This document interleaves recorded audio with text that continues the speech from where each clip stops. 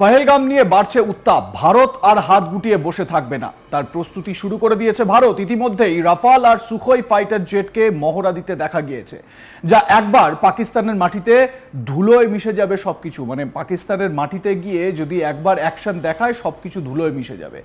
আর এই প্রস্তুতি দেখেই পাকিস্তানের অবস্থা খারাপ। পাকিস্তানও প্রস্তুতি নেওয়া শুরু করেছে।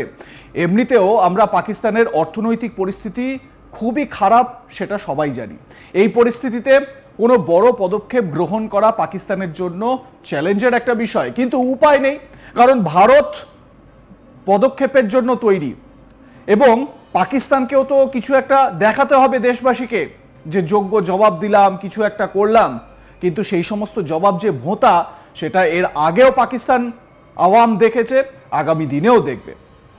চলুন জেনে নেওয়া যাক কিভাবে তৈরি হচ্ছে পাকিস্তান। আমরা কথা বলেছিলাম এ বিষয়ে প্রাক্তন সেনাকর্তা কর্নেল দীপ্তাংশু চৌধুরীর সঙ্গে। কি তার বিশ্লেষণ শোনাবো আপনাদের।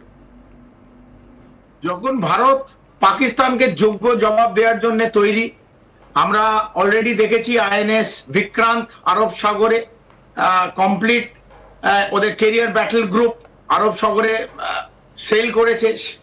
তার সাথে সাথে সেন্ট্রাল সেক্টরে অপারেশন আক্রমণ ইন্ডিয়ান এয়ারফোর্সে তৈরি হয়েছে এবং নর্দার্ন কমান্ড এবং ওয়েস্টার্ন কমান্ড অফ অ্যালার্ট হয়েছে। তার সাথে সাথে কিন্তু আমরা যেটা জানতে পারছি, পাকিস্তানের ঘাম বেরিয়েছে এবং পাকিস্তানের মোবিলাইজেশনের জন্য কিন্তু অ্যাক্টিভিটি শুরু হয়েছে। যদিও ওদের তেলের অভাব, ওদের রিসোর্সেস অভাব, কিন্তু ওদের কোনো উপায় নেই, যেহেতু ভারতবর্ষ নিজের মিলিটারি মাইট দেখাতে শুরু করেছে, শুধু দেখাচ্ছে নিজেদের দেশের মধ্যে। তাতেই কিন্তু পাকিস্তান 15 ডিভিশন যেটা সিয়ালকোটে থাকে অথবা 37 ডিভিশন যেটা খাড়াও থাকে, এরা কিন্তু মুভমেন্ট শুরু করে দিয়েছে। তার সঙ্গে সঙ্গে পাকিস্তানের যে strike core 1 core 2 core 5 core এবং 10 কোর, এদের কিন্তু অফ অ্যালার্ট হয়ে গেছে। এর মধ্যে থেকে আমরা যেটা জানতে পেরেছি, 1 কোর এবং 10 কোর এদের কিন্তু মোবিলাইজেশন শুরু হয়ে গেছে। এবং এই পাকিস্তানে 1 কোর যেটা থাকে, এটা হচ্ছে মংলা ক্যান্টে। এই মংলা ক্যান্ট গুজরানওয়ালা, এই যে খাইরিয়ান যেটা বলছে, এটা মুভমেন্ট করেছে এই গুজরানওয়ালার দিকে, এটা মুভমেন্ট করেছে। যেই 37 ডিভের কথা বললাম, এই 1 কোরে যেটা আছে আমরা যেটা জানি 6th armour division, 7th infantry division, 37 infantry division, আর তার সঙ্গে ইনফেন্ট্রি ইন্ডিপেন্ডেন্ট ইনফেন্ট্রি ব্রিগেড আছে, আর্মার্ড ব্রিগেড আছে, এগুলো সব ইন্ডিপেন্ডেন্ট। আর্টিলারি ব্রিগেড আছে, সিগন্যাল ব্রিগেড আছে, যারা এটা কম্পোজিট ভাবে এদের হেল্প করবে। এই কমপ্লিট স্ট্রাইক কোর, এটা যেটা যারা কমান্ড করছে লেফটেন্যান্ট জেনারেল নভরান জাকারিয়া, আমাদের কাছে ইনফরমেশন গুলো আছে। সো এদের মোবিলাইজেশন করার জন্য আর্মি হেডকোয়ার্টার থেকে বলা হয়েছে এবং এদের আর্মার ডিভিশন এবং দুটো যে ইনফেন্ট্রি ডিভিশন আছে, দে হ্যাভ অলরেডি মোবিলাইজ।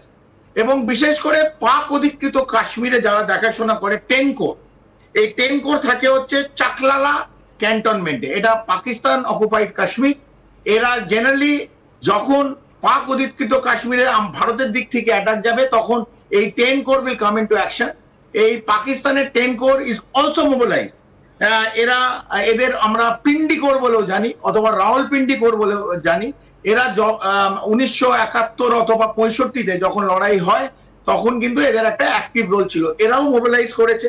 তার সঙ্গে সঙ্গে আমরা জানি যে 2 কোর যেটা মুলতান ক্যান্টে আছে পাঞ্জাব, সেখানে কমান্ড করছে লেফটেন্যান্ট জেনারেল এহসান গুলরেজ।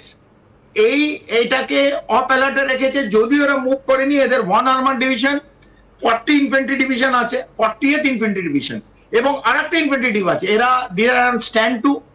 ভারত কি করছে, কোন দিকে নজর রাখছে, ভারতের স্ট্রাইক কোর কিরম ভাবে যাবে, সেই দিকে ওরা অ্যাকশন নেবে।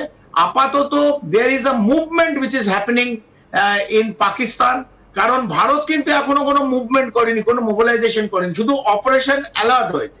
অ্যান্ড আইএনএস বিক্রান্ত হেলতে দুলতে সিবিজি আরব সাগরে গেছে এবং করাচি বন্দরের দিকে আস্তে আস্তে এগিয়ে যাচ্ছে। এবং রাফায়েল আর Su-30 এটা সেন্ট্রাল সেক্টরে বিভিন্ন জায়গায় অপারেশন আক্রমণ এই মহড়া চালাচ্ছে, এক্সারসাইজ চালাচ্ছে।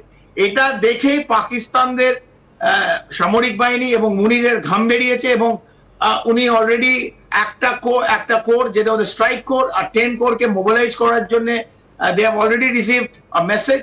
তার সঙ্গে সঙ্গে ওদের 2 corps which is also a tri-core is also not alert, যদিও মুভমেন্ট করেনি, বাট আমরা জানি যে যতই মুভমেন্ট করুক, যদি করাচি বন্দর বন্ধ হয়ে যায়, পাকিস্তানের তেল বন্ধ হয়ে যাবে এবং এই যত ট্যাঙ্ক গাড়ি সামরিক বাহিনীর মুভমেন্ট এটা এফেক্ট করবে। ইন্ডাস ওয়াটার ট্রিটিও আমরা ক্যান্সেল করেছি, জলও বন্ধ হবে। তো পাকিস্তানের তেল এবং জল দুটোই বন্ধের দিকে। তো আমি জানি না কিরম ভাবে এটাকে ওরা মোকাবিলা করবে, সময়ের আমরা অপেক্ষা। ভারত সরকার নিশ্চিতভাবে একটি স্ট্রং ডিসিশন নেবে, আর এই স্ট্রং ডিসিশনের জন্য 140 কোটি ভারতবাসী আমরা কেন্দ্রে। মানে ভারত যে ইতিমধ্যেই অ্যাকশন নিতে শুরু করেছে সেটা বোঝা যাচ্ছে। আপনারা জানেন অলরেডি যে বান্দিপোরায়, কাশ্মীরের বান্দিপোরায়, সেখানে লস্করের অন্যতম শীর্ষ কমান্ডার আলতাফ লাল্লি, তাকে নিকেশ করেছে ইন্ডিয়ান আর্মি। ভারতীয় সেনার বীর জওয়ানরা তাকে নিকেশ করেছে এবং বান্দিপোরায় সার্চ অপারেশন চলছে।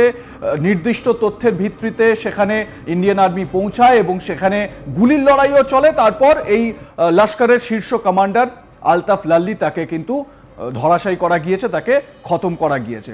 অন্যদিকে Indian army chief general Upendra দ্বিবেদী, তিনি তাকে ইতিমধ্যেই নর্দার্ন কমান্ডার তিনি ব্রিফ করেছেন এবং পরিস্থিতি কি রয়েছে এবং আর্মি কতটা প্রস্তুত রয়েছে সেখানে সার্বিকভাবে সবকিছু বলা হয়েছে। এবং এর পরের কি অ্যাকশন হয় সেটা ভেবে ভেবেই পাকিস্তানের কালঘাম ছুটছে। ইতিমধ্যে এয়ারক্রাফট রণতরী আইএনএস বিক্রান্ত 41টি জাহাজ নিয়ে এগিয়ে যাচ্ছে করাচির দিকে। এক্সারসাইজ আক্রমণের অধীনে সামরিক মহড়া করছে বায়ুসেনা, যে মহড়ায় পাহাড় ও স্থল লক্ষ্যবস্তুতে বিমান হামলা চালানো হয়। একবার ভাবুন, ইন্ডিয়ান এয়ারফোর্স তারা এক্সারসাইজ চালাচ্ছে যেটার নাম দেওয়া হয়েছে আক্রমণ। অন্যদিকে আইএনএস বিক্রান্ত করাচির দিকে এগোচ্ছে 41টি যুদ্ধ জাহাজ নিয়ে। এবারে একটা কথা ভাবুন যে 41টি যে এই জাহাজ নিয়ে এই বিক্রান্ত এগোচ্ছে, এই আইএনএস বিক্রান্ত কিন্তু ডেস্ট্রয়ার আইএনএস বিক্রান্ত 41টি জাহাজ নিয়ে এগিয়ে যাচ্ছে করাচির দিকে। তার সঙ্গে ফ্রিগেট রয়েছে এবং মাথায় রাখতে হবে যে ভারতীয় নৌবাহিনী তাদের সমগ্র শক্তি নিয়ে কিন্তু এগোচ্ছে, যদিও নিজেদের সীমার মধ্যেই রয়েছে। এবং এই যে এক্সারসাইজগুলো হচ্ছে এই দেখেই পাকিস্তানের কালঘাম ছুটেছে। পাহাড় এবং স্থলবস্তুতে বিমান হামলা চালানো হয় বায়ুসেনার এই এক্সারসাইজ আক্রমণের আওতায়। কেন্দ্রীয় সেক্টরে বর্তমানে রাফাল আর সুখোই ফাইটার জেটের মহড়া চলছে। এই মহড়ায় বিমান বাহিনীর পাইলটরা পাহাড়ি ও স্থল লক্ষ্যবস্তুতে হামলার অনুশীলন করছে। পাক সন্ত্রাসবাদীদের মাটিতে শুইয়ে দিতে একেবারে রেডি ভারত। সূত্রের খবর, ইস্টার্ন সেক্টর থেকে সেন্ট্রাল সেক্টরে অনেক বায়ুসেনার সরঞ্জাম পাঠানো হয়েছে। আপনাদের মতামত জানান, দেখতে থাকুন আজ তাক বাংলা। সাবস্ক্রাইব করুন আমাদের ইউটিউব চ্যানেলটি, বেল আইকন প্রেস করুন নোটিফিকেশন পেতে।